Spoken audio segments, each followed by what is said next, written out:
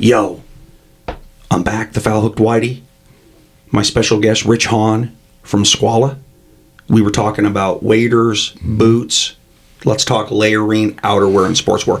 This is not an advertisement for Skwala. Sure. This is me giving Skwala the respect that truly, I think you guys have earned. I never thought you would get it. Okay. Yeah. I didn't. It's tough. It's a tall task. Yeah. When I started off the first episode with, your fearless leader's got the biggest testicles in the sport. I just really mean that because if I laid out all the different categories of merchandise that we sell in the fly shop, this would be the one that personally, if I was going to start a vendor, you'd stay away from. I would stay away from this because this almost, in my opinion, the odds are against you. Yeah. For a bunch of reasons, right? So it's quite miraculous that I think in a short period of time, you guys have really leapfrogged some people, at least perceptionally. I think so, and I think it's, And you must be doing it because of the quality. The quality's great. And apparel's an interesting game, right? I fucking hate it. It's the one thing you always have to have. I hate it. No, I hate it. Yeah, and it's a hard thing to master. I hate it. And it's a hard thing to sell sometimes. Yeah. But it is. There's something about the mystique of making really amazing apparel that is just people in it like myself. It sells. Certainly Kevin love it. And you do have to have it. And you're right. And the better stuff does turn. Yes. I guess my sarcasm is rooted in the fact that, a lot of it has, dead man walking markdown money attached to it, right? You get it in the I've ranted about this before. Yeah. What separates Skwala sportswear, let's just talk sportswear, from the other heavies? First of all, one of the things that separates Skwala in general is that we have, I think, 24 styles. I mean, we do not have this massive proliferation of stuff. We want to build the best stuff, and if it's not the best we can make at the time, it doesn't come out. I've also seen no boner colors. Right. There's nothing that There's no fucking boner colors. There's no duds. There's no duds. You guys have done a great job with style. Yes. And we're trying to have, even for 26, I think we have 6 new styles coming out, 3 of which are gloves, and we've got some amazing stuff, but we're not trying to blow out the retail base and blow everybody out with all of these introductions all the time. We want everything to be reliable and in the best it can be. And for sportswear, that means making the best stuff we can, whether it's our merino line, which we call the thermo line, which people really gravitate towards. We actually have a new piece coming out in a couple weeks, and a vest coming out, but our merino, 95% merino, which no one uses that high merino. Wow. Everything's like 50 or whatever, 30 sometimes. So picking the best supply chain in the world we can find, which we think we have, and building really amazing pieces out of it. And that's going to be moving forward. We have also a base layer kit coming out here in a few weeks as well. And just trying to hit those home runs, right? When we started, we had about 12 products, and we thought they were all home runs. And you opened, every year. And not to interrupt you, excuse me, but you opened with sportswear? We opened with sportswear. We had 2 hoodies and a pant and a short, and that was it, and the whole line. And that's actually still what we have. We have 3 hoodies now, and a pant and a short. That really helps a retailer like me, too. Yes. Because, you get into these massive assortments with 5 color designs and all this shit. It just becomes... You almost don't know what to do. Yes. Plus, you guys have been consistent in really staying with earth tone colors. Yes. And this is super boring for our audience and nobody, but it's integral for somebody like me because you can easily get suckered into goofy colors. Yes, you can. As a retailer, it's very hard. You want a little bit of pop, maybe, to get some eyes, but those ones usually wouldn't sell. So even our pop colors, like we have a Soul Defense that's got a yellowish green hue color that's done. It's our best-selling one, and that's rare that the pop color is the best-selling one. Okay. And we're trying to have this palette that is really approachable for people, right? So it's kind of dusty. It all kits up together. We think a lot about how things merge with each other. Yeah. So because we have a limited line and we're really careful about what we do put out, we want to make sure that hoodie looks good with that pant, looks good with that jacket, and looks good with that piece of layering. Yeah, because it's one of those kinds of things where, let's face it, it's not cheap. No. I mean, it's not cheap. It's not cheap. But the bottom line is, the price points that you guys aspire to, I can turn as a retailer. Yes. I can. Yes. They're not too much, right? They're not offensive at all. The thing, one of the things about Skwala that's happened here in the last 60 to 90 days is that if you're somebody that pays attention to the news of the industry, there's some drama out there. Okay? And that drama I've talked about, and that drama is really obvious for people in the industry, let's face it. Yes. There's been some talent that has become available in the industry repping part of my business, right? Yeah. Okay. Yeah. And we're talking about territory sales reps. Yes. And because of some issues with other vendors, whatever, some of that talent became available. And personally, I called the other vendors out there losing this talent by choice. Yeah. Just, I'm going to come out and say it, some of the most idiotic shit I've ever personally witnessed since I've owned a fly shop. Okay? All of that talent that I'm referencing, Skwalla fucking gobbled up. We got it. You gobbled up. I mean, you like signed Micah Parsons. Yeah, that's right. Right? Yeah. Then you turn around and you sign, this player, and you turn around and sign this player. Yeah. And the reason I was so impressed with that is because you guys are, you got a ton of experience in the industry, but you're still an upstart company. Sure. We're still young. I mean, you started out from scratch, right? Yep. I mean, you came 100%. out with some waiters to start your company. Jesus, I've said it before. That's a fucking death nail. I mean, that's really risky to do. Yes. It is. Now, some of the most talented industry people in the territory, which is the Rocky Mountains, become available through some corporate strife that's going down. Yep. And you guys don't even fucking blink. You go right after them. I mean, you basically sign them all. Yeah, we've had good luck there. Holy shit! And I think the reason is been pretty clear. The reason is, do you want to get back to what you really loved about the sport? Do you want to get back to standing behind every single thing you put on a table? Do you want to get back to having the phone number for everybody that works in the company? We're a small team, and do you want to get back to working with people that we think you're going to really love to working with? This is why it matters to me. Because the individuals that I'm talking about are not patsies. No. The individuals I'm talking about have been doing it for, in most cases, more than a couple of decades, which is a miracle in this industry. It is. Okay, right? Yeah. Hard to make a living in fly fishing. Yeah. Okay? Yep. They're so fucking good at what they do. Yes. That I'm a fly shop owner that completely and entirely leans on a rep industry. Yes. I mean, if I've got a problem, I'm not going to call you. Yep. I'm going to call Sure. Kurt Kruger. Yeah, Kruger. Yep. That's who I'm going to call because I don't have to deal with anybody corporate. I could call my territory guy, and if I do good business with him, he's going to jump over a fucking barrel for me. Yes. Yes. And it seems to me that as we get into the age of our industry where it's harder to make money, expenses are coming from every direction for somebody trying to make money, right? I certainly. mean, materials costs, labor, just the whole fucking thing, right? It's easy to see why a company would be short-sighted and try to cut some dough when it comes to their territory repping scheme. Yep. But it's so short-sighted, and they're going to lose with it.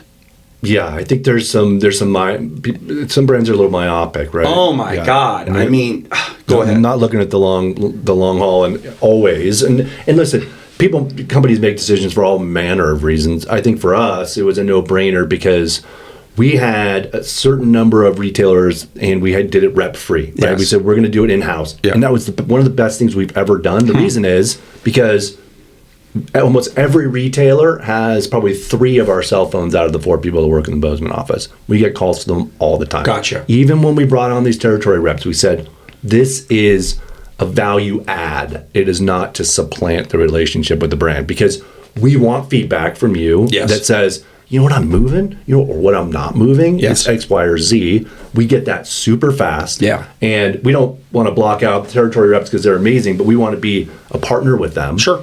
And so, but we got to the point where we had too many retailers. We felt like we couldn't really service them as well as we wanted to. And here they can. And thank you for bringing that up because that's what they do. Yes. And to have them gone and to have that level of talent, I mean, I've got good territory reps, and I've got unbelievable territory reps. Yeah, and we have 3 of those. Yes, yeah. you do. Yes. Just like that. Yes. And, your ability to sign them right away and get them in your fold is like, to me, elevated Skwalla like that. It proved one more thing to me, and those I didn't actually know. I've known Kruger for a little while, not that much, but the other 2 gentlemen certainly, and Eric Neufeld and Scott Harkins, I've known them for a long time. I call them Michael Jordan and Scottie Pippen. Yeah, they are immensely talented gentlemen, and they've been friends of mine for a very long time, and people I've trusted, and we've been in the trenches together, and it was a call about let's get back to what we really love. Let's do stuff that's important. Let's be all on the same team. Let's just push this thing forward, and just see them like light up when we're in meetings with retailers and stuff is amazing. Well, what's your value in your 2 decades plus of experience in the specialty fly industry? Yep. What's your value, number one value in a territory sales rep? What will they do for Skwalla that wasn't being done before? The number one thing they're going to do is they're going to look after the retailer. Oh my God! Right? Yeah, for sure. They're going to act for sure. So being a territory rep is a hard thing. You basically have 2 jobs. Hard thing. There are 2 bosses. You have the brand and you have the retailer. Yep. I really want a territory rep to really build the relation, have such a strong relationship with that retailer that if that rep recommends buying into something, that they will listen, and if that rep recommends not buying into something or buying less, they'll also listen. Yeah. And I think it's also perfect for us that they can understand that the brand they're selling is the Skwalla brand. It's not the Rich Hohne or Kevin Sloan brand or their own brand. Yeah. That we're all on this same team pushing this narrative. Yeah. And if they can get behind that, then they're going to be amazing for everybody. They're going to drive more insistence at retail, people coming in and asking about Skwalla. And my thing with it, with territory sales reps, and again, talking about that talent, number one, they're savvy. They see right through the bullshit. Yes. And number two, they keep an eye on your product in a territory. 100%. I mean, nobody listens to this podcast, so nobody's going to understand what I just said. But there's a big truth to that. Like, there's a lot of vendors out there that have been duped by bogus people that buy their fucking product. Yes. And end up in Costco and shit. Yes. And they will make sure that channel is clean. Clean. Clean channels in the sport. Clean. So again, clean as possible. Whatever you're paying them, they're worth it. Yes, they are. 100%. 100%. Okay. Yep. So talking about the future, where else will Skwalla go? Can you give me any nuggets? Can you give me any nuggets? Yeah, so I think Skwalla, so our whole mantra, and if you were to look at like my brand presentations or whatever and things that I try to, entice people with, our goal is to be the reference brand in fly fishing for technical apparel. Now, when people think about I'm going a place I need the best, the first name that pops in is Skwalla. So what that means is you're going to see things come out from us that are, we'll be looking at all of the sort of categories in the space and thinking about what can we do as a brand that is different, right? Not just adding to the pile of stuff that East Rosebud needs to carry. Yeah, and but difference do it in a key different word. way. Yeah, and how can it difference be big. Skwalla-like? Yes. So we don't want to put stuff out that's like, oh, that's cool, but I've got one over here that's almost exactly the same. So we're looking at all those right now. For next year, we have an amazing RS bib coming out, which is going to be amazing. Okay, there's a nugget. Yeah, that's a really great piece. Okay, cool. And I'll be flying out to do some shooting on that in the Midwest, but even in Montana, a lot of guides, either whether you're on the Bighorn or certainly up in Craig on the Missouri, are wearing bibs now because they're much more sort of malleable in the water and a lot more. They can, if they're not going to be wading deep that day, there's a good comfort level there, and they're also part of the rest of your living quarters, whether you're shoveling snow or fishing for walleye or something like that. Is it okay for vendors that are in the same categories that Skwalla represents, Sims, Patagonia, Orvis? Is it okay for them to market to spin guys? Yeah, that's a really, really, really good question. Well, it just to me, because it's I think it is. I think it's okay. I think it's okay to be inclusive of that stuff. Now, we are not. Our goal is to be the best fly fishing brand in the world. See, because I don't see that with you guys at all. Yeah. So we have been. Our goal is to not be the world's greatest fishing apparel brand. It's to be the best fly fishing brand. And we like that discipline We like the fact, because we think there's unbelievable runway in the fly fishing space, because I think we think of sort of a little bit of a better mousetrap in a lot of these things. So we're thinking, we've got a lot of this runway to go, and it's enough for us to stay and fly. But if we do our job, those spin fishermen will find us, and they will come in here and be like, dude, I saw this bib over there. That was amazing. Like, where is it? In the categories that Skwala represents and is getting into and is into, number one, appears shaky. Mm-hmm. Okay. And then number two is everybody. Yeah. Get it? Yep. There's not a lot of separation between number one and everybody else. I mean, right? So I think you have a breakaway opportunity here to really cement your name early on. Yes. Because, I mean, let's face it, Reddington got out of waders and they're boots. gone. Yeah. Split. Yep. Right? And so that's because of how difficult it is, I'm sure. Yes, in large part, yeah. And also because our industry, as it pertains to SKUs and the amount of product out there, oh my God, I mean, holy shit, it's a lot. Yes. It's too much. I mean, we had a 10-minute conversation before we walked into the studio, and what did I tell you? I said, I'm not adding brands to my fly shop, to my company. I'm probably decreasing brands to my company. Yes. And that's because, oh man, you just can't represent it all anymore. Yeah, you want to do You're gonna great go job of fucking selling broke. all this stuff, and it's hard to serve that many masters. Yep, you're going to go broke. Yep. And, the thing about it is that I've said this to a lot of people that have asked me about the industry. If you believe in it, you're passionate about it, you're going to communicate that to a customer super easy, and they're going to be a lot more apt to buy it. Yes. You think about all the business that's done online, and how many people buy stuff sight unseen. Never touch it, never feel it, right? Yeah, there's to some me people that's doing fucking that. weird. It is. It's like casting a flower out without, or Oh buying my one God, without casting it. I can't even see that. Yeah. But it happens all the time. Yes. Waders in particular. How in the hell does somebody buy waders online? Yeah, I mean, how do they do that? it's gambling, and you see people buy two sizes, and you're like, oh man, I know what you're doing. You're not going in and trying them on. You're guessing. Yeah. And we can help with sizing this and sizing that. Challenging sometimes to get that right fit, because our stuff's going to fit amazing. Yes. You hear people talk about our gear, moves well, fits really well, feels like you're not even wearing anything. Yeah. And you need to be in the right size. So if you're a large and you should be in a large short, it's not going to perform. I also take a lot of pride as a fly shop owner, and I tell my crew, 2 fucking boxes. Yes. If always. you are bringing down more than 2 wader boxes for sizing, you're not very good. Yes. You should be able to look at somebody and know they're a large long. You're either large or you're large long. You may be a large king, sir. Yeah. What size shirt do you wear? Yeah. I mean, that there really is a nuance in effectively selling a pair of waders, right? Yep. And it's hard for wader brands because, God, look at the sizing you got to carry now.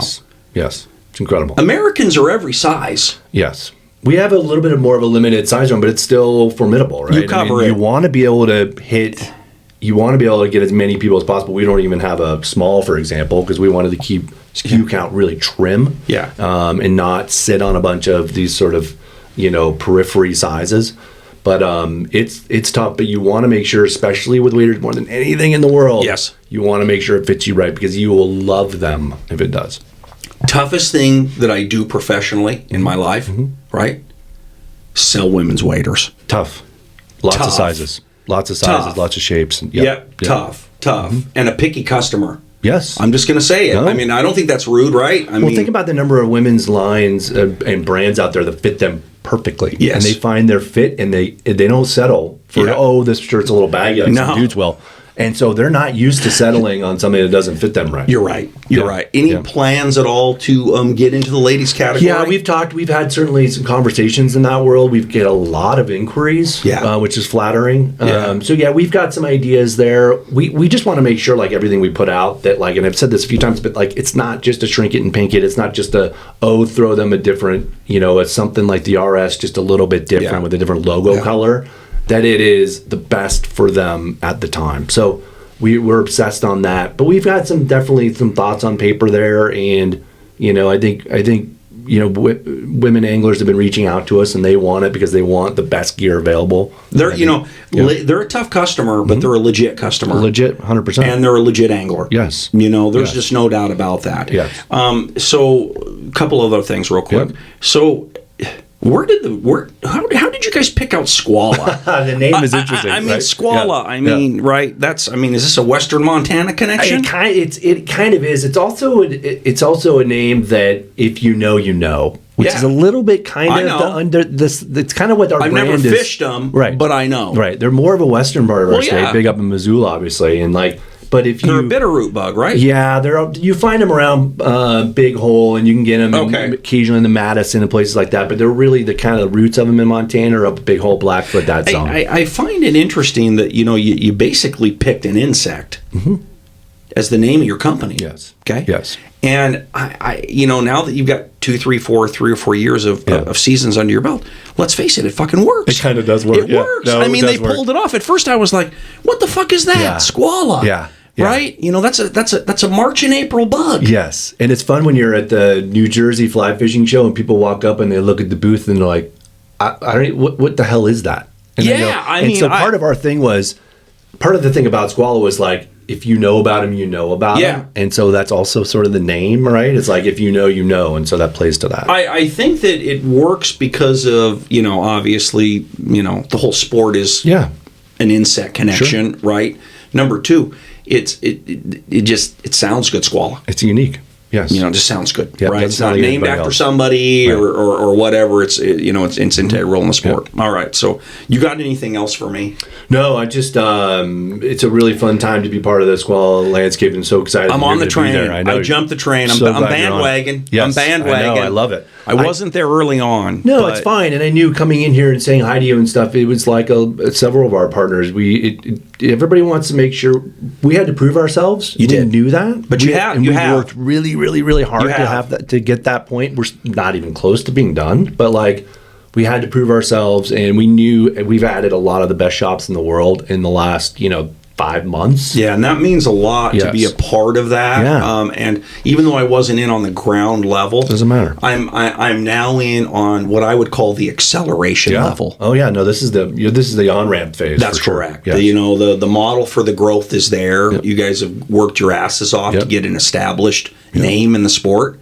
And you've done it with good product. Mm-hmm. You've done it with limiting SKUs. Yep. You've done it by, learning how to walk before you run. Yes. Yes. That's a big part of it because, my listenership of nobody, certainly would understand that, waders are, I said it, they're the toughest thing to fucking build in the whole sport. Yes. Way tougher than a rod or a reel. Yes, 100%. So to take that on is commendable. Yeah, you gotta have a little bit of fearlessness to start things in this world. No doubt about it. Yep. Yeah. All right. Well, that's all I got. Fun. Episode 2, interview with Rich Hohne, Skwala. East Rosebud's going to be loaded in Skwala here shortly. Yeah. Thank you very much. You got it, buddy.